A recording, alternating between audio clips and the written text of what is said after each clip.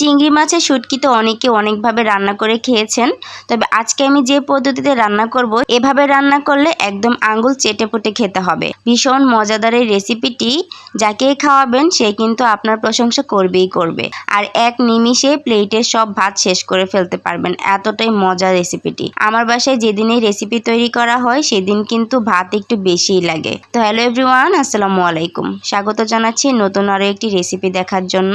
আজকে রেসিপিতে তৈরি করব চিংড়ি মাছের গোড়া শুটকিগুলো দিয়ে বেগুন আর আলু দিয়ে ভীষণ মজাদার এই ভর্তার রেসিপিটি তৈরি করার জন্য বেগুন আর আলুগুলোকে আমি টুকরো টুকরো করে কেটে নিয়েছি। আলুগুলো চোকলা কিন্তু ফেলাই নাই। আমার কাছে মনে হয় ভর্তা বিরিয়ানি আলুর চোকলা থাকলে ভালো লাগে, সেজন্য আমি ফেলে নাই। আপনারা চাইলে ফেলে দিতে পারেন। এবারে চিংড়ি মাছের গুঁড়া শুটকিগুলো দেখেন একদমই ছোট ছোট এই চিংড়ি মাছের শুটকিগুলো। এই পর্যায়ে চিংড়ি মাছের শুটকিগুলোকে আমি হালকা একটু কুসুম গরম পানি দিয়ে 5 মিনিটের জন্য ভিজিয়ে রেখে দিব। এতে করে শুটকির ভিতরে যে ময়লাগুলো আছে সেগুলোও বেরিয়ে যাবে, আর শুটকিগুলো অনেকটাই সফট হয়ে যাবে। রান্নার পরে আর শক্ত শক্ত থাকবে না। সেজন্য আমি এখানে 1 কাপ পরিমাণ হালকা কুসুম গরম পানি নিয়েছি।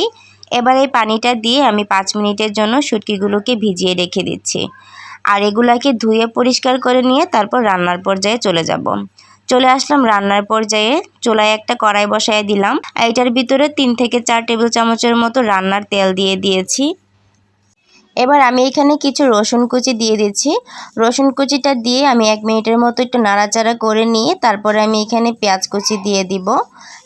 পেঁয়াজ কুচিটা দিয়ে আমি এখানে 1-1.5 মিনিটের মতো ভেজে নিব। পেঁয়াজ আর রসুনগুলোকে এত লাল লাল করে ভাজবো না এখনই। এখন আমি হালকা যখন একটু নরম হয়ে আসবে এই পর্যন্ত পেঁয়াজ কুচিগুলোকে আর রসুন কুচিগুলোকে ভেজে নেব। তারপর এখানে আমি কেটে রাখা আলু আর বেগুনগুলো দিয়ে দিচ্ছি। এবার আলু আর বেগুনগুলোকে ভেজে নিতে হবে পেঁয়াজ রসুনের সঙ্গে। এখন আমি দিয়ে দিচ্ছি পরিমাণ মতো একটু হলুদের গুঁড়া আর পরিমাণ মতো একটু লবণ। এখানে হলুদ আর লবণ আমি একদমই অল্প করে দিয়েছি যেন শুধু ভাজার সময়ই কাজে লাগে। তারপর এগুলো যখন হালকা একটু লাল লাল হয়ে আসবে দেখা যাবে পেঁয়াজ রসুনগুলোও লাল লাল হয়ে ভাজি হয়ে গেছে, আর বেগুন আর আলুগুলোও লাল লাল হয়ে ভাজি হয়ে গেছে। তখন আমি এই পর্যায়ে যে চিংড়ি শুটকিগুলো ছিল এগুলাকে ধুয়ে পরিষ্কার করে দিয়ে দিচ্ছি। এবার চিংড়ি শুটকিগুলো দেওয়ার পরে আমি এটাকে 2-3 মিনিটের মতো লো হিটে জাল করব। জাল করে একটু সুন্দর করে ভেজে নিব। যখন দেখা যাবে সুন্দর একটা স্মেল বেরিয়েছে, শুটকিগুলো ভাজা হয়ে গিয়েছে, তখন আমি এখানে বাকি সব মশলাপাতি ব্যবহার করব। দিয়ে দিচ্ছি পরিমাণ মতো হলুদের গুঁড়া, দিয়ে দিব পরিমাণ মতো মরিচের গুঁড়া। আপনারা চাইলে এখানে কাঁচামরিচও ব্যবহার করতে পারেন, তবে এই মুহূর্তে আমার কাঁচামরিচ শেষ হয়ে গিয়েছে। রাত বাজে 12টা, এই টাইমে আমি আসছি শুটকির ভর্তা খাইতে। মানে আমার যখন যেটা খাইতে ইচ্ছা করে তখন সেটাই লাগবে, সেই জন্য রাত 12টা বাজে আসছি ভর্তা করতে। তো আমার কাছে কাঁচামরিচ ছিল না, সেজন্য দিতে পারিনি। আপনারা এখানে কাঁচামরিচ দিবেন, তাহলে আরও বেশি ভালো লাগবে। তো এই মশলাগুলো দেওয়ার পরে যখন শুকনো শুকনো হয়ে যাবে 1-1.5 মিনিট পর অল্প একটু ঝোল দিয়ে দিব। দিয়ে শুধু এটাকে কষিয়ে নিব। এখন কিন্তু পুরোপুরি ঝোল দিচ্ছি না, শুধু অল্প একটু ঝোল দিব, শুধু এটা ভালো করে কষিয়ে যাওয়ার পর্যন্ত।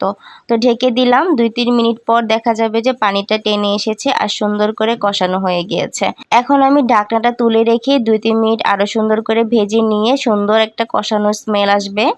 যখন দেখা যাবে উপর থেকে তেল ভেসে এসেছে আর কষানোর স্মেলটা অনেক সুন্দর আসছে, তখন এখানে অল্প পরিমাণে ঝোল দিয়ে দিব। আপনাদের কাছে যদি মনে হয় যে ঝোলটা একটু বাড়িয়ে দিবেন, মানে বাড়িয়ে খেতে পছন্দ করেন, তাহলে একটু ঝোল করে দিবেন। আর যদি মনে হয় না একটু ভুনা ভুনা খেতে পছন্দ, তাহলে ঝোলটা একটু কমিয়ে দিবেন। ব্যাস, আমি আমার পছন্দ অনুযায়ী সুন্দর করে রান্না করে ফেলেছি। দেখেই মনে হচ্ছে যে অনেকগুলো ভাত খেয়ে নেওয়া যাবে, তাই না? এখন কিন্তু রাত বাজে 1টা, আর এখন আমি খেতে যাব। মানে আমার আজকে কিছুই খেতে ভালো লাগছিল না, সেই জন্য ভাবলাম এখন আমি একটু চিংড়ি শুটকি ভুনা করেই খাবো। তো আশা করছি আমার আজকের ভিডিওটি আপনাদের কাছে ভালো লেগেছে।